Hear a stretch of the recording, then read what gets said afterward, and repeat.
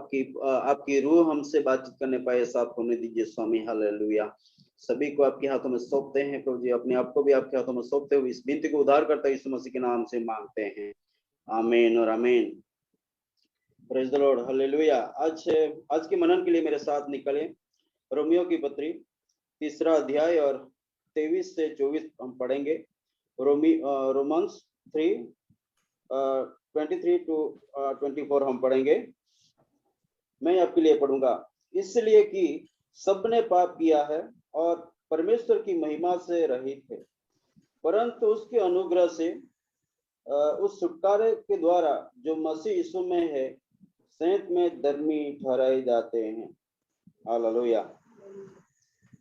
मेरी बाइबल में, मेरी लैंग्वेज में लिखा है कि सब ने पाप किया है, इसलिए परमेश्वर के महिमा से अधूरे हैं। यहाँ पर रहित है लिखा है, मेरी लैंग्वेज में लिखा है अधूरे हैं। आज का मेरा टॉपिक है, आज मनुष्य परमेश्वर की महिमा से क्यों रहित है या क्यों अधूरा है, उसके बारे में हम देखना चाहते हैं। लेकिन उसका उत्तर भी हमें इसी आयत में मिल जाता है, क्योंकि लिखा है कि इसीलिए कि सबने पाप किया है और परमेश्वर की महिमा से रहित है। लेकिन इसी प्रश्न को अच्छी तरह से हम समझने के लिए उत्पत्तियों की किताब में जाएंगे। हम उत्पत्ति की पुस्तक में देखेंगे, लेकिन पढ़ेंगे नहीं, क्योंकि हम देख सकते हैं कि परमेश्वर ने पहले दिन उजियाला बनाया। परमेश्वर ने शुरू में जब सृष्टि की रचना की, सृष्टि का सृजन किया, उस समय परमेश्वर ने पहले दिन आकाश और पृथ्वी की सृष्टि की, और पृथ्वी बेडोल और सुनसान थी और गहरे जल के ऊपर अंधियारा था। तब परमेश्वर का आत्मा जल के ऊपर मंडलाता था, और जब परमेश्वर ने कहा उजियाला हो, तो उजियाला हो गया। और परमेश्वर ने उजियाले को देखा कि अच्छा है, और परमेश्वर ने उजियाले को अंधियारे से अलग किया। पहले दिन परमेश्वर ने उजियाला बनाया, और दूसरे दिन परमेश्वर ने पानी को 2 भाग में बांटा, यानी कि आकाश में और पृथ्वी में 2 भाग में पानी को बांटा, और अंतरिक्ष को उसने आकाश कहा। दूसरा दिन और तीसरे दिन परमेश्वर ने सूखी भूमि बनाई और समुद्र को बनाया, जिसमें पानी इकट्ठा कर दिया, और बीजदायक फल और वृक्ष पेड़ को उगाया, और सब्जी बनाई, घास को उगाया। इस तरह का तीसरे दिन उन्होंने एक काम किया। और चौथे दिन उन्होंने रात से अलग करने के लिए ज्योतियां बनाई, सूर्य और चांद, और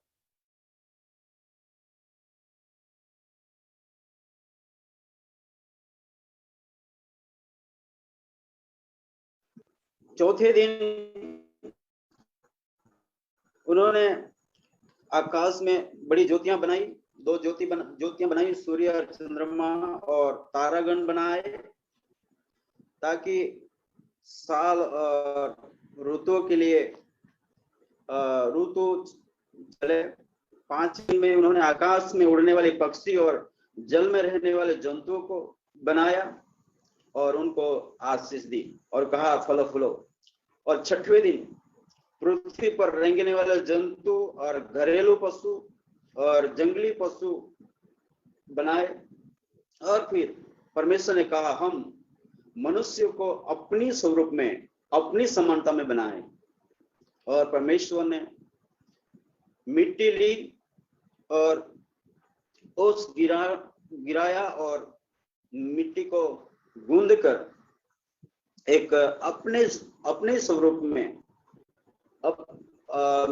पुतला बनाया, और नथनों में से जीवन का श्वास फूका। और जब जीवन का श्वास फूका, तब इंसान के अंदर के सारे पार्ट तैयार हो गए। और जैसे हम देख सकते हैं, लीवर है, फेफड़े है और किडनियां है, वाल है, आंतियां है और सारे जितने भी इम्पोर्टेंट पार्ट्स है सब उसमें आ गए, जैसे आज हमारे शरीर में हम पाते हैं वे। और इंसान जिंदा हो गया और वो लाल मिट्टी में से बनाया गया था और हिब्रू भाषा में उसको लाल मिट्टी को आदमा कहते हैं। उसके ऊपर से नाम खुदा ने उसका नाम आदम रखा और उसको एदन बाग में रखा। और परमेश्वर ने देखा कि आदम अकेला रहे तो अच्छा नहीं है, इसलिए परमेश्वर ने आदम को नींद में डाला, गहरी नींद में डाला और उसकी एक पसली ली और पसली लेकर एक नारी बनाई, स्त्री बनाई और उसके पास लेकर आए और उनका ब्याह किया, शादी की और उनको आशीष दी और उनको कहा कि फलो फूलो और पृथ्वी में भर जाओ और ये सारी सृष्टि पर अधिकार जताओ। और परमेश्वर ने उनको अधिकार भी दिया कि सभी सृष्टि पर वो अधिकार रखे, अधिकार चलाए। और उसी प्रकार उनको एक बड़ी जिम्मेदारी खुदा ने दी, अधिकार दिया। और ये पहला परिवार था जो इस दुनिया में, और वो परमेश्वर को देख सकते थे, परमेश्वर की आराधना करते थे, परमेश्वर की सुनते थे, परमेश्वर की ओर से वो सीखते थे। और परमेश्वर ने इन मनुष्यों को ऐसा बनाया था कि परमेश्वर के रूप में, परमेश्वर की समानता में, मतलब वो पवित्र आत्मा से भरपूर थे, परमेश्वर की हुजूरी से भरपूर थे और उनको पवित्र वस्त्र पहनाए हुए थे और परमेश्वर की आशीष उनके ऊपर थी।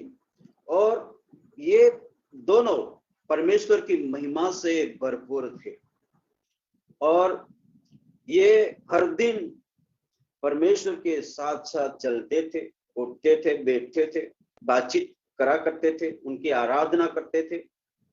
और उनको जो काम परमेश्वर ने दिया था, उनको जो परमेश्वर ने अधिकार दिया था, वो अधिकार सारी सृष्टि पर वो चला रहे थे। सब कुछ ठीक ठाक चल रहा था और वो बहुत ही खुश थे, क्योंकि उनकी जिंदगी में परमेश्वर ने ऐसा एक गार्डन दिया था जो वर्ल्ड का फर्स्ट नंबर का गार्डन हम कह सकते हैं।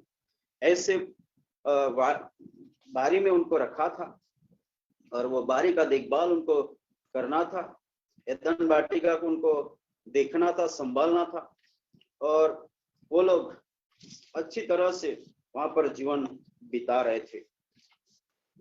और उनके जीवन में कोई दुनियावी सोच नहीं आता था, उनका दुनियावी नजरिया नहीं था। और आज दुनिया के लोग सोचते हैं वैसा वो नहीं सोचते थे, दुनिया के लोग बोलते हैं वैसा नहीं बोलते थे। वो केवल और केवल परमेश्वर ने जैसे उनको बनाया था वैसे एक वो भी परमेश्वर के रूप में थे, समानता में थे। और वो केवल उनके जीवन में आत्मिक सोच आते थे, रूहानी सोच आते थे, उनके नजरिए भी रूहानी थे और उनके सारे काम रूहानी थे।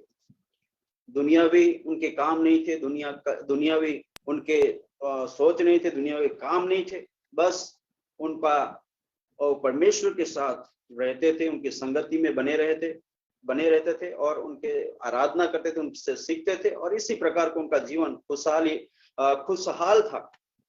लेकिन हम देख सकते हैं कि ऐसा कितने सालों तक चला या कितने महीनों तक चला, उसका हमको पूरा जानकारी यहाँ पर हमको नहीं मिलता है। लेकिन हम इमेजिन कर सकते हैं कि बहुत लंबे समय तक ऐसा चला होगा।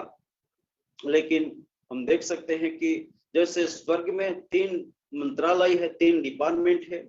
एक आराधना का डिपार्टमेंट है, उसमें लूसीफर नाम का दूत था जो मेन लीडर था, जिसको परमेश्वर ने बहुत ही अद्भुत रीति से बनाया था। उसी में सब प्रकार के ट्यून निकलते थे सब प्रकार के वाद्य यंत्र उनसे बजते थे और वो अच्छा तरह से गा लेता था और आराधना में लीड करने वाला वो दूत था।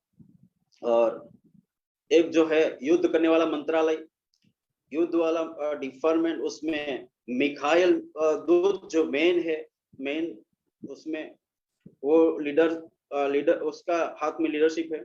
और तीसरा जो संदेश वाहक, जिसमें गाब्रियल मेन लीडर है उस डिपार्टमेंट का, उस मंत्रालय का।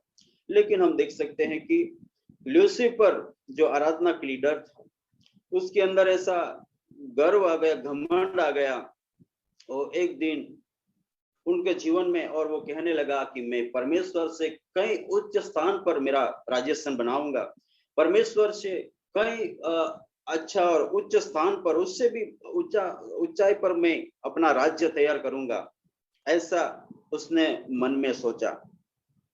जब परमेश्वर ने उसकी सोचों को जाना तो परमेश्वर ने उसे हाजिर किया कि क्या आपने ऐसे आपके हृदय में ऐसा सोच लाया, क्या आपने आपके हृदय में ऐसा प्लान बनाया?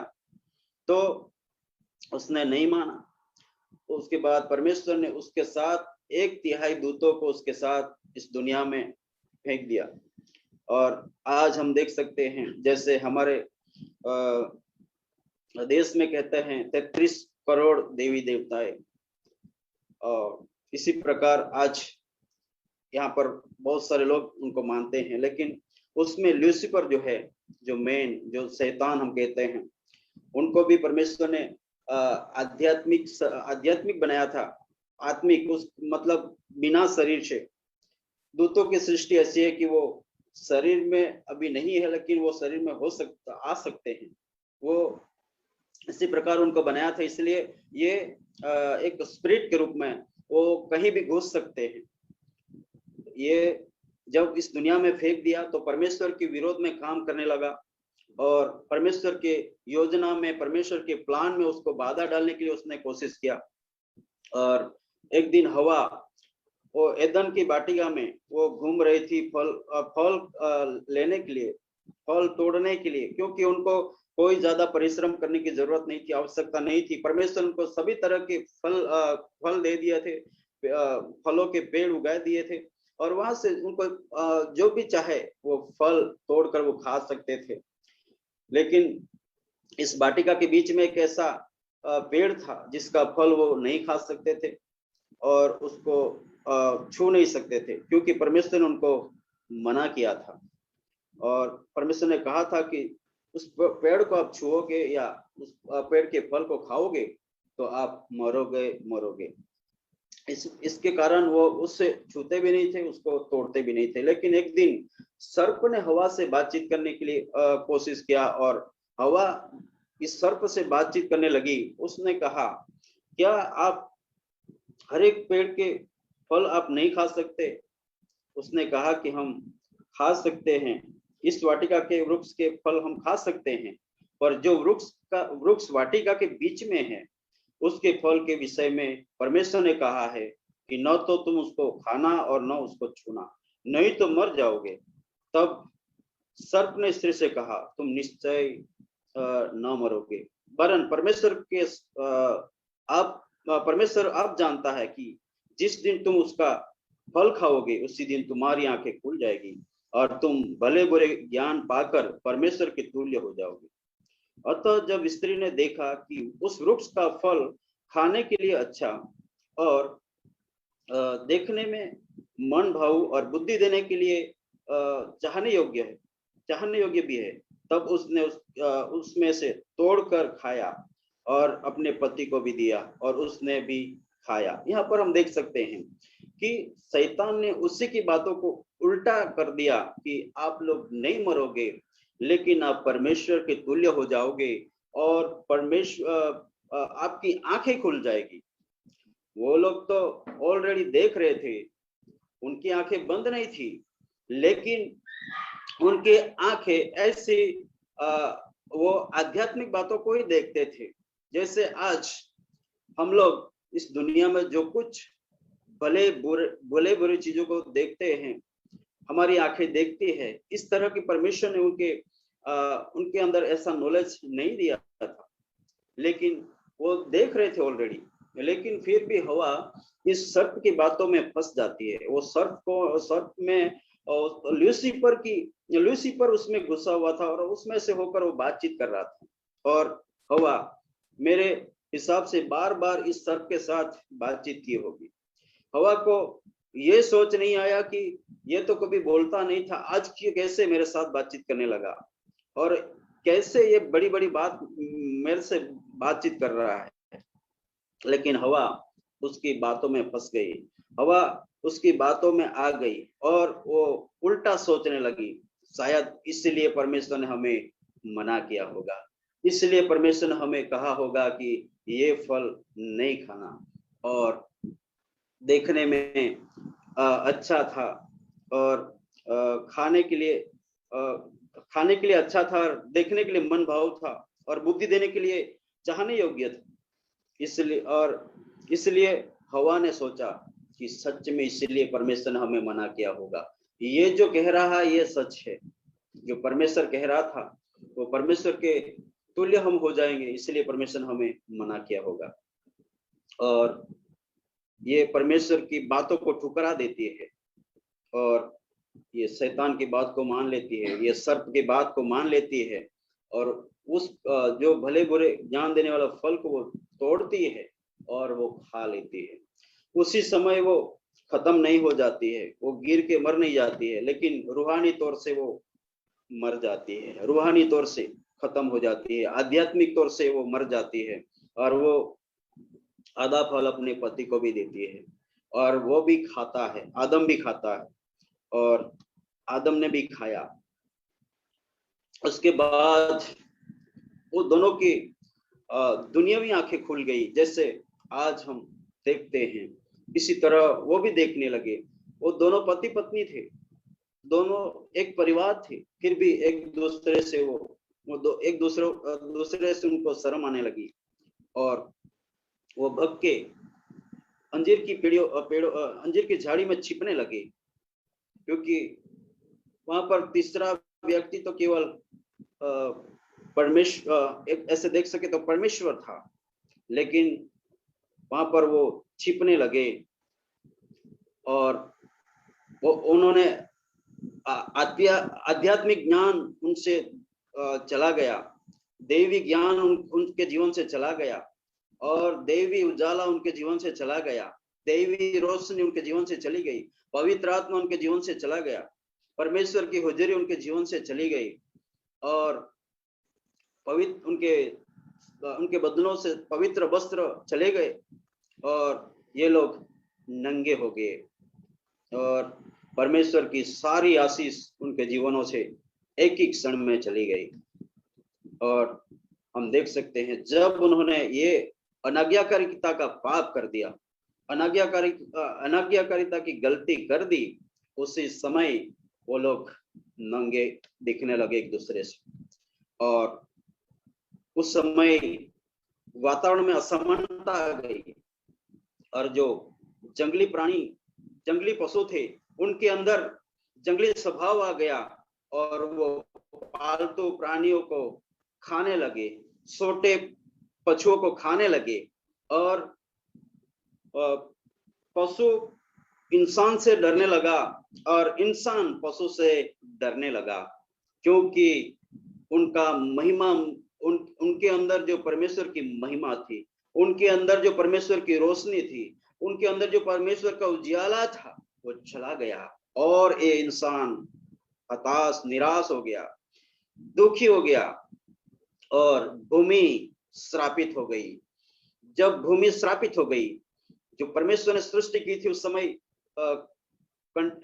कांटे वाले वृक्ष नहीं उगे थे, वो कांटे वाले वृक्ष पेड़ उग गए और उसी तरह श्रापित पेड़ भी उग निकले।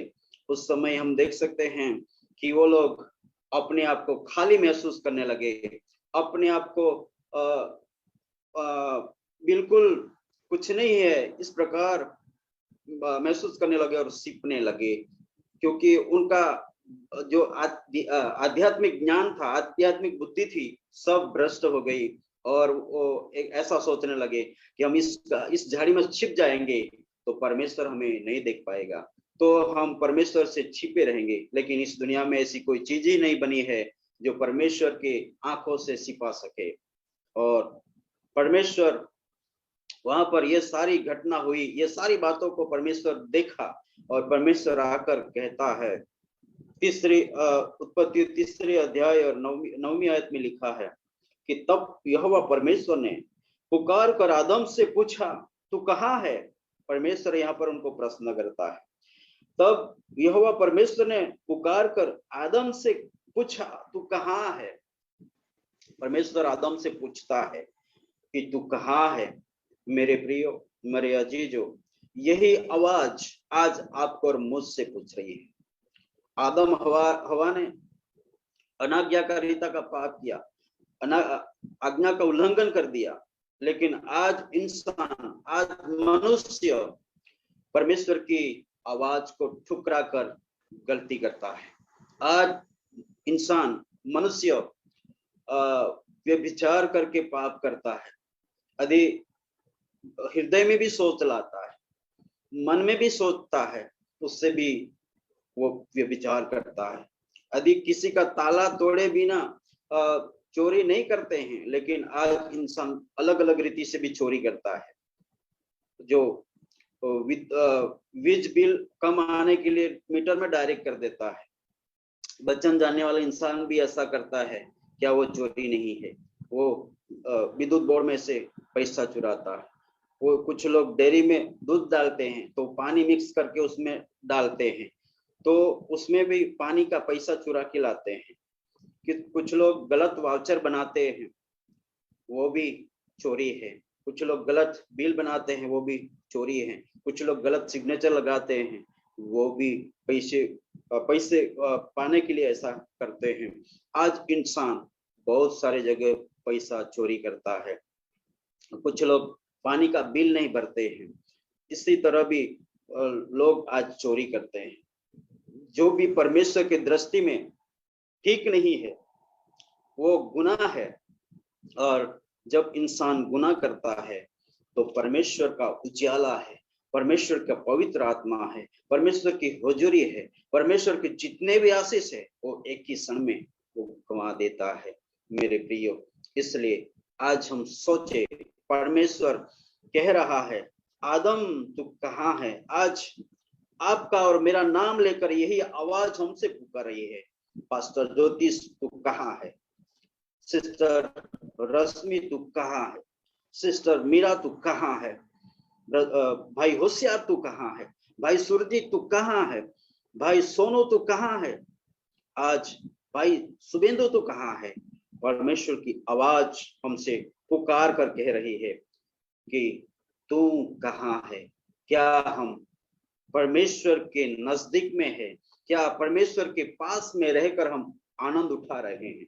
क्या हम परमेश्वर के साथ अच्छा रिश्ता बनाकर परमेश्वर के साथ हम आनंद उठा रहे हैं? परमेश्वर के साथ अच्छा जीवन बिता रहे हैं? क्या हम आशीषमय जीवन बिता रहे हैं? क्या परमेश्वर ने हमें जो अधिकार दिया है, वो अधिकार हम इस्तेमाल कर रहे हैं? आज आपको और मुझे सोचने की आवश्यकता है। उस समय ये पहला परिवार जो था, जो परमेश्वर ने महिमा से भरा हुआ बनाया था, लेकिन उनकी गलती की वजह से, उनके पाप की वजह से, उनके जीवन से ये महिमा दूर चली गई। और आज इंसान जब आदम और हवा से पैदा हुआ, जो हाबिल और कैन हम देख सकते हैं कि उनमें भी कुछ प्रॉब्लम हो गया। दोनों प्रथम फल लेके गए, उसमें कैन का मान्य नहीं हुआ, हाबिल का मान्य हुआ। कैन को गुच्छा आया और उसको अपने भाई को खेत में ले जाके उसको मार के काट दिया। और उसके बाद हम देख सकते हैं जितने भी इंसान पैदा हुए, उन सब लोग पाप में पैदा होते हैं, पापी स्वभाव में पैदा होते हैं, पापी नेचर उनका होता है। और हम देख सकते हैं पाप बढ़ता गया, पाप बढ़ता गया, और सभी लोग, पहला बीज बिगड़ गया, पहला जो बीज था वो खराब हो गया। उसके बाद इस दुनिया में जितने भी इंसान आए, सभी के जीवन में पाप का बीज आ गया। वो जन्मते ही पाप में जन्मता है मेरे प्रियो। इसलिए हमारा जो प्रश्न है, आज मनुष्य परमेश्वर की महिमा से क्यों रहित है, क्यों दूर है? उसका वजह यह है कि पहला जो परिवार था वो बिगड़ गया, पहला जो परिवार था वो पापी हो गया। उसके बाद जितने भी पैदा हुए, जितने भी इस दुनिया में आए, सब बिगड़ते गए, सब बिगड़ते गए मेरे प्रियो। आज हम देख सकते हैं कि हमारे इस दुनिया में बहुत सारे बीज होते हैं, बहुत सारे फल के बीज होते हैं, धान के बीज होते हैं। उसको सर्टिफाइड करने के लिए बहुत सारे वैज्ञानिक बहुत सारे प्रोसेस करते हैं और उसको अच्छा बीज बनाते हैं। लेकिन मेरे प्रियो, मेरे अजीजों, आज इस दुनिया में इंसान को पवित्र करने के लिए इस दुनिया में कोई वैज्ञानिक का दिमाग नहीं काम आएगा, उसकी बुद्धि या उसकी नॉलेज नहीं चलेगा, उसका कोई भी उनको शुद्ध करने के लिए कोई ऐसा शैम्पू नहीं बना। उनको जो उन्होंने गुनाह किया है, उनके जो पाप के दाग है, उनको निकालने के लिए ऐसा कोई केमिकल नहीं बना, ऐसा कोई साबुन नहीं बना, ऐसा कोई शैम्पू नहीं बना, ऐसा कोई चीज इस दुनिया में तैयार आज तक नहीं हुई मेरे प्रियो। लेकिन हम देख सकते हैं कि हम 24 में आज में पढ़ते हैं, वहां पर लिखा है कि यीशु मसीह के द्वारा ही, उसके अनुग्रह के द्वारा ही, उसके द्वारा उद्धार और उसके अनुग्रह के द्वारा ही मनुष्य में न्यायी गिना जाता है। मेरे लैंग्वेज में लिखा है कि यीशु मसीह के द्वारा ही इंसान उद्धार पा सकता है मेरे प्रियो। यीशु मसीह का लहू है जो हर इंसान के गुनाह को साफ करता है, वो कर सकता है, शुद्ध कर सकता है, इंसान को पवित्र कर सकता है। वो कितना भी गुनहगार क्यों ना हो, उसने कितने भी गुनाह क्यों ना किया हो, लेकिन यीशु मसीह का लहू है जो हमें शुद्ध कर सकता है। यीशु मसीह का लहू जो हमारे जीवन से पाप के दागों को निकाल सकता है, हमें गुनाह से आजाद कर सकता है मेरे प्रियो। इस दुनिया में कोई ऐसा शैम्पू, साबुन या केमिकल नहीं बना, लेकिन यीशु मसीह का लहू आज भी वही काम करता है जो 2021 पहले काम करता था। दाऊद राजा इस तरह कहता है, भजन संहिता 51 में 5वीं आयत में इस प्रकार कहता है कि मेरा देख, मैं अधर्म के साथ उत्पन्न हुआ और पाप के साथ अपनी माता के गर्भ में पड़ा। हालेलुया। दाऊद ने भी एक बहुत बड़ी गलती की थी। उसके बाद जब उसको उसके बारे में बताया गया परमेश्वर के दास के द्वारा, उस समय वो यहाँ पर पश्चाताप करता है और कहता है, देख, मैं अधर्म के साथ उत्पन्न हुआ, मैं गुनाह के साथ उत्पन्न हुआ और पाप के साथ अपनी माता के गर्भ में पड़ा। मैं गर्भ में था तब से ही मैं गुनहगार था, तब से मैं इस प्रकार मेरा जीवन तैयार हुआ, मेरा शरीर तैयार हुआ, बाहर आया तो भी मैं गुनाह के साथ बाहर आया मेरे प्रियो। ये दाऊद भक्त परमेश्वर का बहुत ही अच्छा भक्त कह सकते हैं। वो भक्त अपने आप को इस तरह अपने बारे में वर्णन करता है। आज मेरे प्रियो, आज मनुष्य परमेश्वर की महिमा से क्यों रहित है, इसके बारे में हमने देखा। क्योंकि प्रथम मनुष्य को परमेश्वर ने जब बनाया तो परमेश्वर ने महिमा से भरा हुआ बनाया, लेकिन उनकी गलती की वजह से मनुष्य परमेश्वर की महिमा से रहित हो गया और वो पहला बीज बिगड़ गया। उसके बाद जितने भी इस दुनिया में इंसान आए, सभी लोग पाप में जन्मे और उसी कारण परमेश्वर के उजाले से, परमेश्वर के प्रकाश से वो दूर हो गए।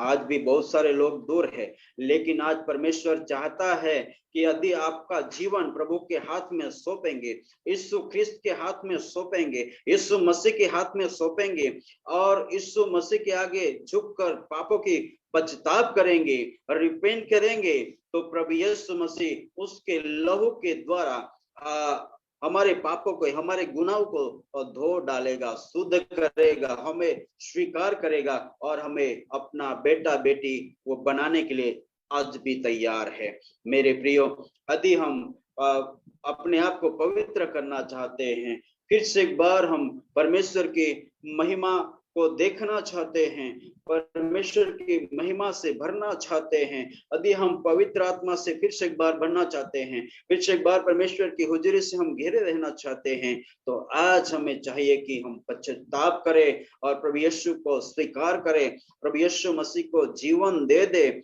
और जो हमसे होने वाली गलतियों को हम अपने आप में याद करें और प्रभु के आगे हम कबूलात करें और मान ले, तभी परमेश्वर प्रभु यीशु हमें क्षमा करेगा और वो हमको स्वीकार करेगा और हमें एक फिर से एक बार उनकी महिमा से वो हमें भरेगा। इसलिए मेरे प्रियो, हमारा जो प्रश्न था उसका उत्तर यही है कि पहले परिवार ने, पहले इंसान ने जो गलती किया, उसकी वजह से सारे मनुष्य परमेश्वर की महिमा से रहित हो गए। लेकिन आज हमारे पास एक ऐसा मौका है जो हम प्रभु यीशु मसीह को जीवन दे दें, प्रभु यीशु मसीह के ऊपर विश्वास करें, तो प्रभु यीशु मसीह हमें सारे गुनाह से माफ करेगा, सारे पापों से हमें मुक्त करेगा और हमें पवित्र करेगा और उसके महिमा से हमें भरेगा। मेरे प्रियो, इन वचनों के द्वारा खुदा हम सबको बड़ी बरकत दे। आमीन। आमीन आमीन आमीन। बहुत सुंदर वचन पास्टर ज्योतिष, प्रभु आपको बरकत देने पाए। एक बार फिर से हमारे लिए एक रिमाइंडर था कि मनुष्य अपने कामों के जरिए, अपने काम के कारण पापी बन गया और वो पाप में पड़ गया और इस वजह से वो परमेश्वर की महिमा से अलग हो गया था। हम सब एक ऐसा समय था जब हम पापी ही थे और प्रभु की महिमा से दूर थे, लेकिन परमेश्वर ने हमें उस परिस्थिति में नहीं छोड़ा। उसने अपने बेटे को इस पृथ्वी पर भेजा, जिसके आने के द्वारा, प्रभु यीशु के द्वारा, हमने उसके इस पृथ्वी पर आने के कारण और क्रूस पर अपने प्राण का बलिदान देने के कारण, उसके लहू बहाने के कारण, हम जो पाप के कारण उसकी महिमा से वर्जित हो गए थे, उसकी महिमा से दूर हो गए थे, फिर से प्रभु ने हमें, परमेश्वर ने हमें पवित्र ठहराया और उसकी महिमा से भर दिया। उसके लिए हम परमेश्वर का धन्यवाद देते हैं। और आज हम में से हर एक कह सकता है कि प्रभु यीशु के लहू के द्वारा हम पाक हो गए हैं और आज हम उसके बेटे और बेटियां हैं। आज हम परमेश्वर को अब्बा पिता कह के पुकार सकते हैं। हम अब उसकी महिमा से दूर नहीं रहे हैं। परमेश्वर ने कभी नहीं चाहा कि उसके बच्चे उससे दूर हो, इसीलिए उसने अपने बेटे को दिया, ताकि आज जब भी उसके बेटे को यानी प्रभु यीशु मसीह को अपना उद्धार करता कर अंगीकार करता है, वो फिर से अपने खुदा के पास आ सकता है और परमेश्वर को अब्बा पिता कह के पुकार सकता है। हम धन्यवाद देते हैं उस परमेश्वर के लिए कि उसने हमें उस कीचड़ में नहीं पड़े रहने दिया और उठाकर वहां से खड़ा कर दिया। उसके लिए हम धन्यवाद देते हैं। और मैं रिक्वेस्ट करूंगी शाजरीन बाजी से, अगर वो हैं तो पास्टर ज्योतिष के लिए और उनके परिवार के लिए, जितने भी भाई बहनों ने वचन सुना उन सब के लिए दुआ करें। हम सब मिलके खुदा के खादम को ब्लेस करते हैं, खुदा की शुक्रगुजारी करते हैं। खुदा भला, खुदा, thank you Jesus, thank you Lord.